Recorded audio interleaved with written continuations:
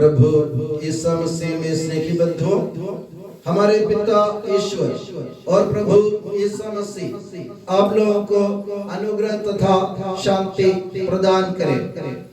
हमारी उपासना पद्धति के अनुसार प्रकटीकरण काल के तीसरे रविवार में हम प्रवेश कर चुके हैं और इस रविवार में माता कलीसिया प्रभु यीशु मसीह का उदाहरण देते हुए हमको ये समझाना चाहती है, हमें अपने जीवन में व्यवहार कुशल बनने की जरूरत है। जैसे आज के सुसमाचार में आपने सुना, प्रभु यीशु मसीह जो इस दुनिया में ईश्वर को, पिता को प्रकट करने के लिए आए थे, उन्होंने अपने सारे कार्यों में या सारे कार्यों से उन्होंने प्रभु पिता ईश्वर को प्रकट किया।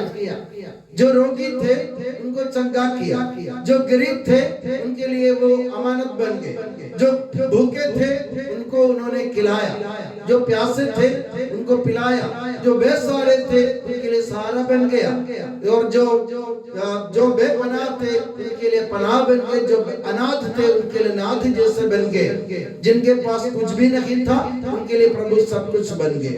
तो अपने जीवन प्रभु ईसा मसीह ने अपने जीवन दूसरों के लिए खर्च करते हुए लोगों को यह समझाया कि हमारे एक पिता है जो स्वर्ग में है, जो हमारे हर काम पर नजर रखते हैं और हमारे हर काम में हमको मदद देने के लिए तैयार होते हैं। तो प्रभु ईसा मसीह ने प्रभु ईश्वर की, पिता ईश्वर की दया इस दुनिया में प्रकट की। उन्होंने कैसे प्रकट की? शब्दों से नहीं बल्कि अपने कार्यों से। तो मेरे प्यारे बंधुओं, प्रकटीकरण काल में हमारा फर्ज ये बनता है, हम ईश्वर के बारे में बहुत कुछ बोलते हैं, ईश्वर दया है, प्रेम है, करुणा है, सब कुछ है, मगर अपने जीवन से लोगों को इसका परिचय दो कि ईश्वर हमारे पिता जो है वो दयालु है, करुणावान है, वो दूसरों पर दया दिखलाता रहता है। पर अगर कोई बीमार हो उनके लिए वो स्वास्थ्य बन जाता है, अगर कोई गरीब हो उनके लिए वो अमानत बन जाता है, और अगर भूखा हो उनको खिलाने के लिए प्रभु तैयार रहता है। मगर प्रभु सीधे इस दुनिया में कुछ भी नहीं करता, हमको साधन बनाया है।